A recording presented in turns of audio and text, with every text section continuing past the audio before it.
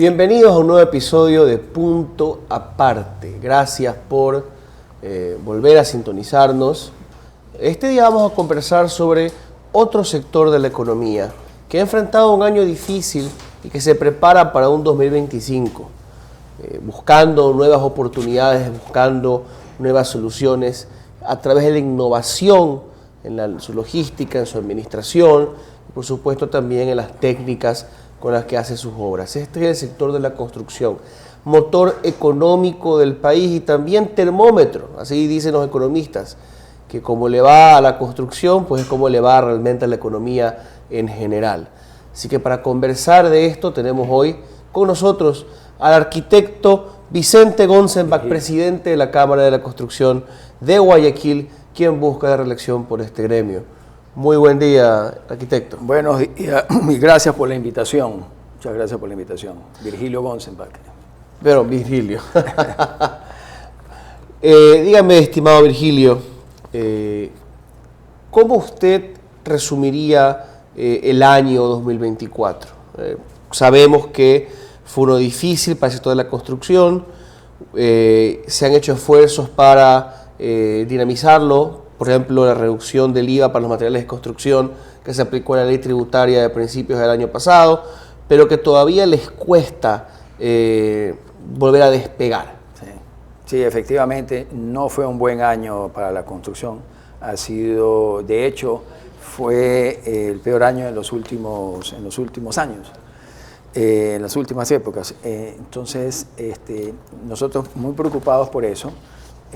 Hubo un descenso del 7.2% según el Banco Central en la actividad de la construcción, y es importante también para el país porque la construcción es la mayor generadora de mano de obra, es una actividad que reactiva a las otras industrias, a los otros sectores, al comercio y a la industria, a la construcción per se, reactiva la economía, tiene, digamos, factores muy positivos en toda su cadena de valor.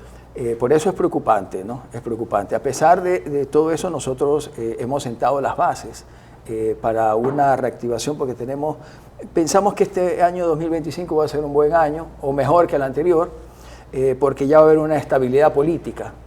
Ya la mirada del año anterior fue de un solo año, políticamente muy complejo, pero después de estas elecciones vamos a tener un panorama de 4 años. Continuidad. Hay una continuidad que para los inversionistas, para los inversores, constructores en general, eso es positivo, ¿no? Ahora, ¿cómo ustedes consideran que está funcionando para el sector de la construcción la normativa vigente, tanto a nivel de ordenanzas municipales como a nivel de leyes y reglamentos? ¿Hace falta que las cosas se adapten? He escuchado, por ejemplo, quejas sobre la ley de contratación pública, quejas sobre ordenanzas locales aquí en Guayaquil. ¿Qué más se puede hacer? Yo creo que una reforma a la ley y al reglamento de contratación pública es necesario. La asamblea anterior estuvo muy convulsionada y fue imposible, digamos, trabajar sobre ese tema ahí. Esperamos que con esta nueva asamblea se pueda trabajar la reforma, que ya la tenemos lista, la reforma de la ley de contratación pública. Y el reglamento, porque el reglamento se lo puede trabajar con el Ejecutivo, ¿no? Ambas cosas. Son cosas muy necesarias. ¿Por qué? Porque las condiciones del contratista, del constructor, aparte que hay poca obra, entonces son unas condiciones... Pero en concreto, ¿qué cambios ustedes creen que serían implementar? Por ejemplo, el tema de la contratación pública, un anticipo del 1% es ridículo. 1% de anticipo. Eso es una invitación usted sabe a qué estamos hablando, una invitación a que gente informal, de lo que nos queremos justamente alejar. Capital de origen irregular, por decirlo menos. Gracias, usted lo conoce el término más adecuado. Entonces, el constructor no es un financista, el constructor es constructor.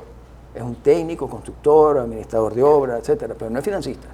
Entonces, eso de ahí no puede ser, eso de ahí ya tiene que eliminarse completamente y tiene que haber un anticipo importante para poder construir, dependiendo también los tiempos de ejecución de la obra. Si una obra es más corta, tiene que haber un anticipo mucho mayor.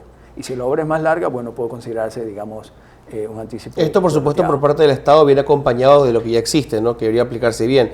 La fiscalización de la obra, la garantía de uso del anticipo. Todo reglamentariamente como tiene que ser, pero sin extremos, ni en extremos para un lado ni para el otro lado, que sea algo justo, que nosotros no pedimos más que sea algo justo. Fuera del tema del anticipo, ¿hay algo más que usted cree que tal vez sea un trámite engorroso o un proceso anticuado que puedan o deban cambiar? Yo creo que básicamente hay una serie de circunstancias y temas, por ejemplo, las devoluciones del IVA, las retenciones del IVA, etcétera, que eso se lo puede trabajar con el Ejecutivo y eso le está restando liquidez al sector, al constructor, le quita liquidez. Entonces, esa parte de ahí también es algo muy importante. Y tenemos una serie de requisitos que deberían de cumplirse en el Ejecutivo, digamos, y en los cambios en la ley para poder facilitar la labor. Pero estamos hablando no un beneficio solo para el constructor, sino para el país, porque mientras tengamos menos obras incumplidas, a ver, al constructor se la pasa difícil, porque hay una serie de cambios que se hicieron hace años atrás que no son correctos, que no son justos, no tienen un equilibrio, y pensamos que con esto de aquí va a ser más facilidad, tiene más facilidad para el constructor porque va a tener recursos para poder construir, ejecutar su labor como tiene que ser, sin muchas trabas. Eso es lo más importante. Se habla de obras incumplidas o contratos incumplidos. Sí, ¿De cuánto estamos hablando? ¿En qué espacios específicamente? A ver, es muy difícil para un constructor hacer de financista. Recientemente me llamaron y me dijeron, oye, hay una obra que está al 1% de anticipo. ¿Cómo se puede trabajar? Por eso decía esa cifra, porque hasta a mí me llamó la atención 1%. 1%. ¿Cuándo? No, eso no puede ser. Es decir, esas cosas hay que corregirlas. Eso tiene que ser prioridad para el país, porque estamos hablando de seguridad también del país. Entonces, no puede ser que eso. Esa es una invitación. Mire, le cuento una cosa. En otros países han tenido estos problemas y a veces han sido irreversibles, porque una vez que estén cooptadas todas las instituciones, es mucho más complicado. Créame que eso ha pasado y ha sido... Sí, necesitamos un crecimiento de la formalidad, sí. Un fortalecimiento de la formalidad. Exactamente. Para que no crezcan, digamos, otra vez los capitales de origen irregular, por no decir criminal, que se quieren meter en todos los negocios. Tenemos que darle condiciones a la gente honesta para que trabaje, pero... por ejemplo, yo pienso en lo que en otras épocas quizá era un negocio justo, sano para el constructor y una oportunidad también de hacer obras para los gobiernos, y era la construcción de estos planes grandes de vivienda, que no solamente los hacía el gobierno central, sino que lo hacían también los municipios, ¿no? En Guayaquil vimos los proyectos de Mucho Lote, Milote, que se quedaron ahí, que yo también los considero imperfectos, ¿no? Quizá no fue el enfoque adecuado, pero es ese ímpetu por construir nuevos barrios en las ciudades se ha ido perdiendo. ¿Será tal vez esa una oportunidad escondida la de volver a construir o reconstruir a las ciudades de la mano de el sector de la construcción, valga la redundancia? ¿Sí? Es importantísimo para el país y para la economía, porque acuérdese usted que en el año de las crisis americanas, hace casi un siglo, la reactivación que tuvo el gobierno americano es invertir en construcción. Es la forma como pudo salir de la crisis de la Gran Depresión. Entonces, eso no es ningún secreto en realidad. Entonces, los países que han invertido en construcción han visto, digamos, crecer su economía, han invertido, han generado mano de obra, etc. Entonces, si es que la vivienda es, aparte de que es una aspiración familiar, dignifica a la familia, tener una vivienda cómoda, justa, con todos los servicios, pero tiene un doble efecto también en la economía, entonces es un ganar-ganar por todos lados. Y creo que los gobiernos seccionales y municipios deberían concentrarse completamente en ese tema. Hace años atrás yo recuerdo que yo particularmente me inicié en un gobierno, el gobierno de León Febres Cordero, que hubo mucha construcción pública, pero a la medida del constructor, del pequeño Varias etapas del norte de Guayaquil corresponden a esa época. Exactamente. Ajá. Entonces se construyó mucha vivienda y creó una generación de constructores que se formalizaron. que tenían contratos permanentes, pequeños contratos, no eran contratos grandes, pero había, digamos, cómo mover la economía. Movía la economía también, la doble economía, de la formalización del constructor. Claro, un flujo constante de trabajo. Totalmente. Una empresa honesta puede vivir de eso tranquilamente. Sí, y acuérdense que también el constructor ya es más formal, compra oficina, alquila, se compra un vehículo, va equipos, etcétera. Entonces, es una formalización. Tiene empleados ya fijos que aportan al seguro social, etcétera. Entonces, es beneficioso. Y creemos nosotros que somos optimistas, digamos, porque no podemos dejar de ser optimistas. Acuérdense que el constructor es como un industrial, pero que levanta campamento cada vez que se inicia una obra. Es como inicia todo de cero. Es como empieza una industria. Cuando se empieza una obra, tiene que montar toda esa industria. Y después termina la obra, se la lleva a otro lado y vuelve a comenzar de nuevo. Entonces, los constructores somos una raza especial, perdona que lo diga así, pero de una manera especial porque tenemos que batirnos con todos. Y ahora, imagínense, contratista público con el tema de las vacunas y todo eso. Entonces, somos gente resiliente y tenemos que ser optimistas también para ver las oportunidades, porque sin optimismo no vemos la oportunidad. Y pensamos que este año puede ser un año de oportunidades también. ¿Ustedes tienen expectativas de ver un avance importante en el proyecto del viaducto sur de Guayaquil, quizá tal vez una oportunidad para el sector de la construcción local? Totalmente. El viaducto sur es una obra importante para la ciudad, importante también en temas ambientales, en temas económicos, de recuperación de fuerzas de trabajo de la familia, porque solamente como un ejemplo, y buena oportunidad para poder explicar, del puerto de Guayaquil para irse a la sierra, en la actualidad, los vehículos tienen que dar toda la vuelta a la ciudad para llegar casi al mismo sitio frente al puerto. Entonces, durante esa hora extra que tiene, es una hora menos que el chofer, la persona que está manejando, le dedica a su familia.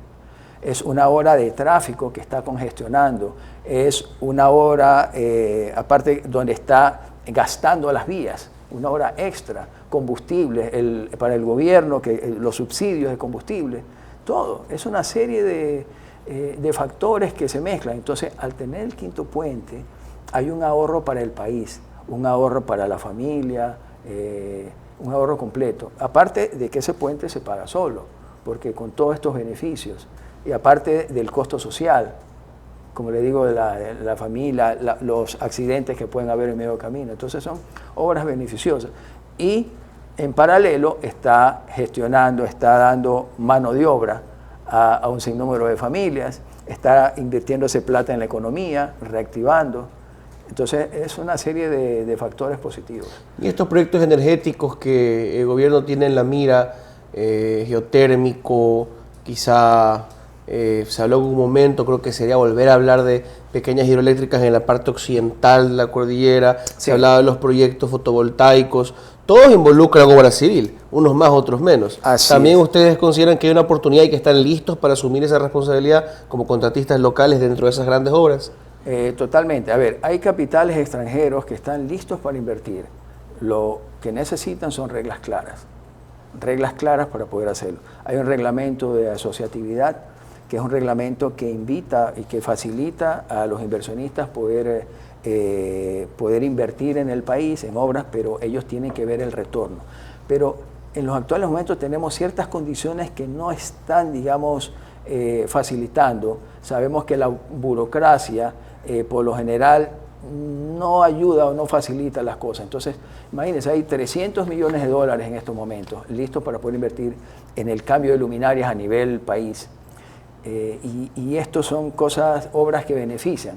Primero, mejora la iluminación del país, la iluminación LED, en lugar de la iluminación antigua que consume más, que atrae insectos, etc. Mejor iluminación. Al tener una mejor iluminación, tenemos temas de seguridad también que ayuda, barrios seguros, iluminados. Tenemos inversión privada que está ingresando al país. Y aparte, esa obra se paga sola. ¿Por qué se paga sola? Porque se paga con el ahorro del consumo. Claro. Y además genera mano de obra y todo eso. ¿Y el soterramiento de cables también? Depende de las zonas. Por ejemplo, las zonas regeneradas del municipio tienen cableado soterrado, ¿no? Pero hace falta mucho de eso, por ejemplo, en esta ciudad. Sí, yo creo que hay ciertas cosas que tienen que hacerse. y van a tener que cambiarse, porque recordemos que los cables soterrados, el tema de la delincuencia, se los roban, entonces son temas que hay que reverlos y estudiarlos, porque puede ser bonito tenerlos soterrados, pero feo es que se los roben y tener iluminado y tener que reponerlo. Entonces hay cosas que lo buscan por el cobre, ¿no? Sí, es un tema, digamos, que está perjudicando mucho. El tema de la ropa, pero son cosas que hay que meterle cabeza. En mi experiencia, por ejemplo, mucho del problema parte de que no hay una formalización en el sector del reciclaje, los centros de acopio de base, que de hecho la mayoría de los recicladores medianos grandes de Guayaquil quieren formalizarse y ya empiezan o vienen ya años rechazando, por ejemplo, que les traigan estos materiales obviamente robados del cableado, etcétera. Pero si el municipio no da el último paso para formalizarlos, integrarlos, va a seguir habiendo oportunidad de que roben para revender estos, no quiero decir ni siquiera chamberos, que puede ser un término despectivo y que se lo usa contra muchos recicladores honestos, sino estos delincuentes comunes, de bagatela, que van robando cables, ¿no? Mire, ahorita usted acaba de tocar una situación que nosotros pensamos que siempre tiene que analizarse. Por ejemplo, el tema del reciclaje es positivo para mucha gente, pero las exageraciones, por ejemplo, los robos, manchan este tema aquí. Entonces, eso hay que analizarlo bien, cómo se lo controla, porque el reciclaje da mucho trabajo a mucha gente. Entonces, son cosas que hay que analizarlos correctamente. ¿Cómo funciona, por ejemplo, el reciclaje en el sector de la construcción? ¿Tiene que haber algún material que se pueda recuperar, revender? Sí, claro, por supuesto. Cuéntenos un poco. A ver, el sector de la construcción, se están haciendo muchos esfuerzos por el tema del reciclaje, porque realmente, al ser una transformación completa, hay mucho desperdicio. Pero, por ejemplo, nosotros utilizamos cierto tipo de encofrados que no utilizan madera. Yo estoy hablando particularmente, ¿no? Como un ejemplo. Entonces, al no utilizar madera, tenemos menos problemas ambientales, menos desperdicio, más eficiencia. Entonces, el sector de la construcción está en un cambio por ese motivo. Aparte, ciertos materiales, por ejemplo, una empresa cementera tiene ciertos materiales de construcción, sirven para poder utilizarlos nuevamente para producir cemento. ¿Ya? Entran a los hornos. Entonces, ciertas cosas interesantes de que ya no tienen que excavarse, hacer perforaciones en los cerros, y ya sabemos, son los mismos materiales de desperdicio de la obra, obviamente áridos, se los reutiliza reciclando para esto. Entonces, hay una serie de ventajas. Hay ciertos materiales también que se los recicla, se los distribuye, por ejemplo, cuestiones de madera, se hace el mulch, que le llaman los gringos, para los temas de las áreas verdes. Entonces hay una serie de cosas. Nosotros estamos trabajando. Las esferas de vidrio para el asfaltado también he escuchado que se usan. Eso es para la iluminación de la pintura de asfaltado, las esferas de vidrio, para la iluminación de la... El asfalto reciclado también es importantísimo. Entonces, hay una serie de cosas que nosotros hemos empezado y estamos trabajando. Hemos incorporado ahora como asesores de la Cámara de la Construcción para el nuevo periodo a personas con sostenibilidad que trabajan justamente de estas empresas que han trabajado y han tenido mucho éxito, no solo en Ecuador, sino en el mundo entero. Entonces lo estamos incorporando porque el mundo se mueve así. Tal vez nosotros somos de otra generación, o yo personalmente, pero mis hijos y otra generación ya vienen, y esto son cosas mandatorias, que tal vez nosotros no nos acostumbramos a eso, pero es un tema que tiene que estar en el día a día.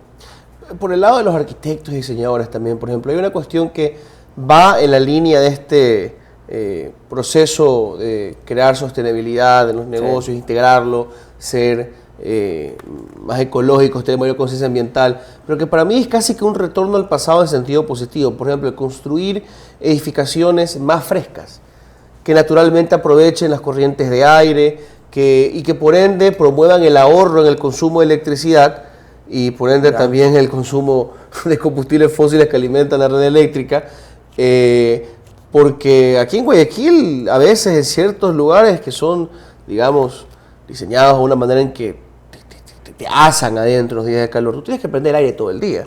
Claro. Si empezamos a construir de una forma en que el lugar se vuelve más fresco, baja el consumo del aire acondicionado. Así, hay formas. A ver, en la arquitectura se ven las formas de cómo poder, ahora tanto la arquitectura, la ingeniería, por los temas de especialización ambiental, están marcados en el tema de poder ahorrar. Primeramente, materiales. Como nosotros estamos, el sol lo recibimos de forma canicular. Entonces, la primera protección es la cubierta. La cubierta tiene que tener una protección, un aislante.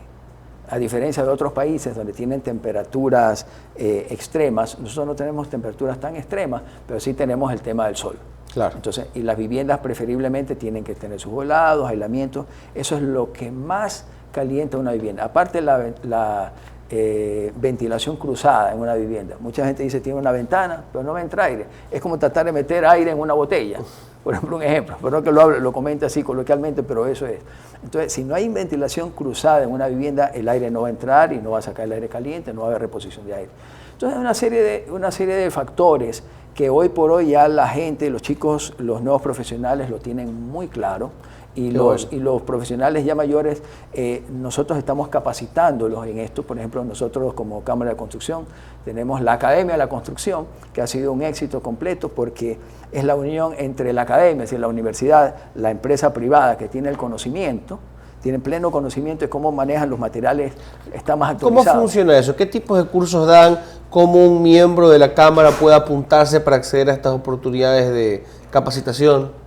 La Cámara da las oportunidades para que, y justamente van a empezar unos nuevos cursos ahora, para que todos los profesionales socios de la Cámara puedan ingresar directamente, ingresar a esto de aquí. Estamos repartiendo información y en las próximas semanas también se va a ampliar esto de aquí.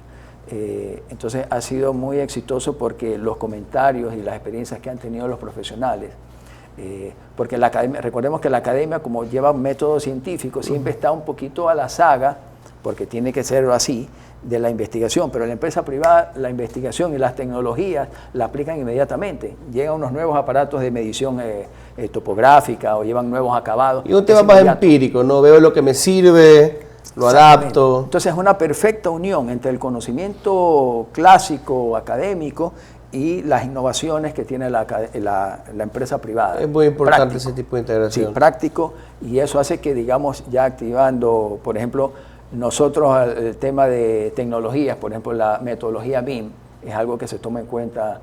Justo le quería preguntar eso, algo había escuchado más temprano con usted, pero también con otros profesionales de su área, ¿no? Esta metodología BIM que todavía no me queda muy clara, ¿en qué consiste?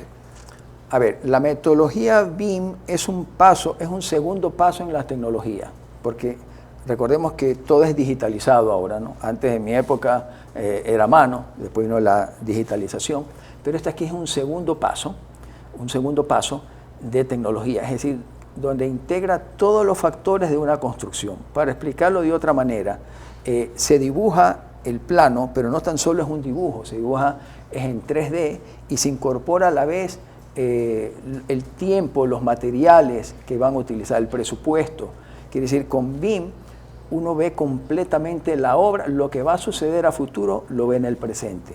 Se dibuja el plano, pero también se aplican otras tecnologías y presupuestos. Si yo cambio algo, cambia mi presupuesto automáticamente. Entonces, yo cambio esa graficación, me va a dar un resultado en otra parte donde me dice cómo cambia el gasto del proyecto. Todo, así es completo, es completo.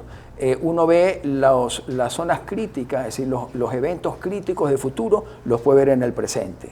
Es decir, aquí vamos a tener un conflicto a futuro, entonces es abrir un mundo completo de tecnología para ver el futuro. Sí, la visualización de un proyecto es clave, en cualquier tema industrial, así debe ser en construcción. Es clave, y es tan interesante porque eso trae dos componentes importantes para el sector y para el país también. Primero, los presupuestos del Estado en las licitaciones, va a haber un ahorro de materiales. ¿Por qué? Porque al no haber cambios y paralización de obra, hay ahorro en mano de obra, ahorro en materiales. Y nos evitamos los suplementarios gigantescos. Exactamente, las sorpresas. Que llega al final del contrato, claro. Exactamente. Y aparte de eso, competitividad de nuestros profesionales, por eso nosotros estamos muy enfocados en el tema BIM, porque es una tendencia mundial que se viene y los profesionales de otros lados están capacitados en BIM y nosotros queremos que nuestro profesional esté al nivel. ¿Nuestras facultades ya están enseñando este método? Algunas universidades lo están haciendo, nosotros como Cámara de la Construcción estamos promoviendo. Qué bueno. Completamente. De hecho, en nuestro directorio tenemos personas que están capacitadas en BIM y vamos a iniciar cursos en la Academia de la Construcción, cursos completos y facilidades a nivel de costos. también. Qué bueno escuchar eso. ¿Y qué más nos puede decir, por ejemplo, en el desarrollo tecnológico del sector? ¿Qué es lo que todavía no llega, pero usted cree que podría llegar, que se viene aquí unos años al Ecuador? A ver, justamente conversábamos con algunos del directorio de la Cámara y la modelación de realidad virtual. Es decir, nosotros, por ejemplo, en este estudio quieren hacer ustedes unos cambios. En este instante yo pongo mi laptop, el tablet, le monto la estructura que lo he diseñado y en este momento puedo ver en realidad virtual cuáles son los cambios. Lo puede ver con las cuestiones especiales o en una tablet. Los diseños, tal como si usted ve la viga, lo vemos, movemos, vemos la realidad mezclada también con el diseño. Eso se hace pero al instante. Es una cosa pero... Algo así había visto yo cuando me estaba graduando de la universidad hace pocos años todavía.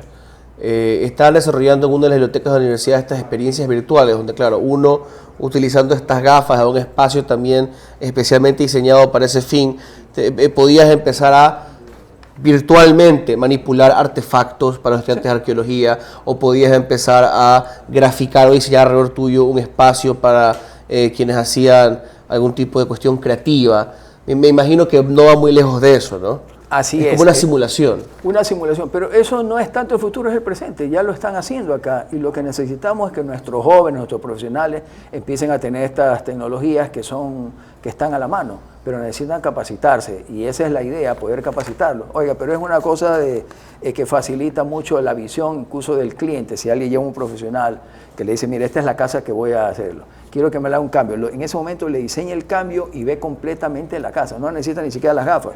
En una tablet, exactamente en una tablet, es decir, es un avance muy importante. No quisiera concluir sin tocar un tema que, bueno, algunos lo sintieron el domingo, yo no lo sentí, créanme, no sé cómo, bueno, tengo alguna idea de por qué no, pero el temblor que tuvimos el domingo, ¿no? Es la cuestión sísmica. ¿Cómo van los avances en la construcción por el lado de la tecnología o las técnicas antisísmicas? Sí, ahora con las regulaciones actuales los edificios deben de seguir, digamos, ciertas normas que garantizan la resistencia a las estructuras para sismos. Ahora, hay sistemas que son más convenientes a nivel de sismo, los cuales hacen ahora, por ejemplo, los aisladores sísmicos, ¿no? Es decir, un edificio no se mueve con el sismo, sino que al tener unos cojinetes, el edificio se mueve, digamos, en menor medida, ¿no? El cambio no lo siente. También hay otro que muchos problemas se tuvieron por el exceso de flexibilidad de las estructuras, es paredes, muros portantes. Esa es otra forma de poder solventarlo. Ahora, la estructura tradicional no es que no cumple, también cumple, pero hay que ver el tema de costos también, ¿no? Claro. Ya es cuestión de los profesionales. Nosotros, después del sismo, nosotros como Cámara de la Construcción, tuvimos una coordinación con el municipio de Guayaquil para que esta desgracia que sucedió en el año 16 no se vuelva a repetir, y se hizo un plan, un modelo, un contrato con el municipio bien coordinado, en el cual la Cámara de la Construcción debía formar profesionales para poder hacer visitas y revisiones a las estructuras. ¿Se sigue haciendo eso? Sí, en la actualidad, qué bueno, claro que sí. Qué bueno. E incluso ahorita estamos aumentando nuestra capacidad, estamos en elecciones también en la Cámara, en nuestro nuevo directorio estamos incorporando 3 personas que son del sistema de fedatarios. Y aparte tenemos una persona que fue la contraparte en el municipio, que conoce muy bien cuáles son los términos para poder, digamos, aumentar y trabajar mucho sobre esto. Es algo muy importante lo de fedatarios, porque es la parte, el profesional que da fe de cómo se está llevando la estructura. Saca un permiso municipal y el fedatario, el cliente se acerca, el constructor se acerca a la Cámara de la Construcción, el fedatario va a visitar la obra y toma fotos y hace un registro completo de sus estructuras, cómo está construyendo, y da fe de que esa construcción está siguiendo, digamos, las normas y los planos presentados. Entonces, da cierta garantía de que las construcciones se están haciendo no de una manera informal, sino algo formal. Muy bien, le quedo muy agradecido, Virgilio, por haber esclarecido algunas de mis dudas, seguramente varias dudas de la audiencia. Me quedo tranquilo sabiendo que un sector que ha enfrentado un año duro igual sigue adaptándose, sigue progresando, sigue evolucionando. Eso siempre es señal de que están listos para traer también días mejores para ustedes y para el resto de la economía del país. Así es, siempre pensando en la economía también del país, porque no somos una isla. Exactamente. Muy bien. Bueno, le agradezco mucho por la invitación. Igualmente. Gracias. Vamos a un breve corte y regresamos con nuestro segmento favorito del programa. Nuestro enfoque es mostrarte la verdad a todo volumen. Queremos inspirarte a pensar críticamente y a que encuentres tus propias respuestas de los temas que se están quedando sin resolver. Esto es Altavoz. Síguenos en todas nuestras redes sociales. La verdad a todo volumen.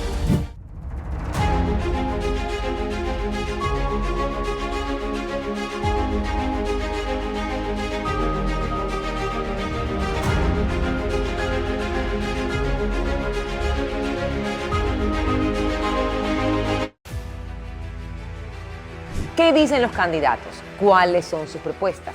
¿Qué tienen que decir en sus campañas o de sus campañas? Los invito a este espacio, ¿Qué dicen los candidatos?, para conocer a todos los personajes que estarán en la papeleta electoral rumbo a la carrera hacia Carondelet. ¿Qué dicen los candidatos? Los espero.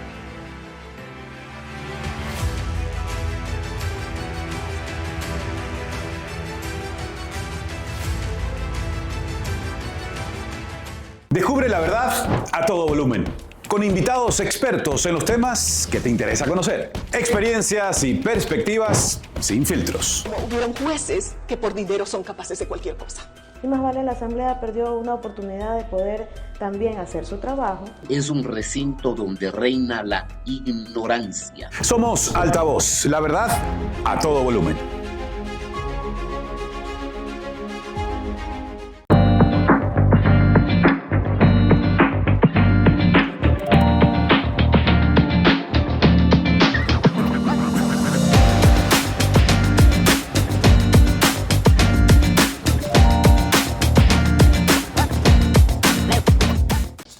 Nuestro enfoque es mostrarte la verdad a todo volumen.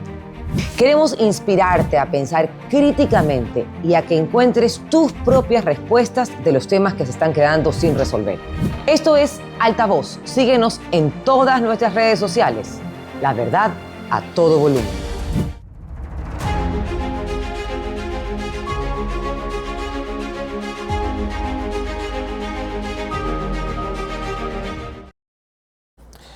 Muy bien, vamos a nuestro segmento de las efemérides, recordando un poco lo que pasó en esta fecha, en años anteriores, en el Ecuador, en el mundo, en la política y en la cultura. El 15 de enero de 1962 se descubrió el papiro de Derveni en Grecia, el manuscrito más antiguo de Europa. Este texto filosófico religioso, que data del siglo IV a.C., está basado en un poema órfico sobre la creación del universo. El papiro conecta mitología y filosofía presocrática y, aunque carbonizado, se conserva en el Museo Arqueológico de Tesalónica. Hay tantas cosas que nosotros constantemente contemplamos como historia escrita en piedra, como bases y fundamentos de nuestro conocimiento del pasado o como parte fundamental de la historia filosófica y política del mundo, que conocemos por testimonios, sí, de gente que vivió esa época, pero los textos que conservamos o los documentos de cualquier tipo que conservamos son copias de siglos subsiguientes, ¿no? Y muchas veces son copias de copias de copias de copias, ¿no? Un monje europeo copió a uno bizantino, que copió a un sabio musulmán, que copió a un romano, que copió a un griego, y así nos llegan las cosas. A veces encontrar estos textos originales bastante antiguos es, digamos, un gran logro para arqueólogos e historiadores. El 15 de enero de 1843 se instaló la segunda Asamblea Constituyente de Ecuador, encabezada por Juan José Flores, quien era el presidente del país. La Asamblea redactó la Constitución de 1843, esto lo comentábamos hace unos días aquí con Benjamín Rosales, que instauró un sistema centralista y fortaleció el poder presidencial. Flores fue nuevamente elegido presidente bajo esta nueva Constitución. Igual 2 años después sería derrocado por la Revolución Marxista, que instaló un triunvirato liberal compuesto por José Joaquín de Olmedo, Diego Noboa y, mira tú, el tercero era Jimena. Me traiciona la memoria, qué horror. Y el 15 de enero de 1981 nace Armando Cristian Pérez, más conocido como Pitbull. Me imagino que uno se le acerca y le dice nomás, llámame Mr. Bull. En Miami, Florida, de ascendencia cubana. Es un cantante, compositor y productor musical famoso por éxitos como Give Me Everything, Timber, claro. Y ha trabajado con artistas internacionales de gran renombre. Ha ganado varios premios como el Latin Grammy y el Billboard Music Awards. Además, ha incursionado en cine, televisión y negocios. ¿Y saben qué? Claro, en una época era el rey del feature. Un montón de canciones de otros artistas de esa época. Él se unía para un cameo, digamos, musical. Y ahora sí. Vicente Ramón Roca, Diego Novoa y José Joaquín de Olmedo. No puedo cerrar el programa sin corregir eso. Y hace unos días también no podía dormir porque estaba hablando un filósofo ecuatoriano en México que dije apellido Chiriboga y realmente era Echeverría. Bolívar Echeverría. Espero que esta vez no me haya equivocado. Pero bueno, con esa fe de ratas me toca despedirme de ustedes. Gracias por habernos sintonizado. Ojalá nos podamos encontrar nuevamente mañana. Eso sí, no los puedo mandar a que continúen con su tiempo en redes, si no les recomiendo que nos sigan y busquen nuestros posts, nos den like en nuestras redes en X e Instagram, Twitter e Instagram, así estamos como Altavoz EQ, TikTok y Facebook Altavoz EC y YouTube Altavoz _EQ. Ahí nos pueden encontrar. Hasta mañana.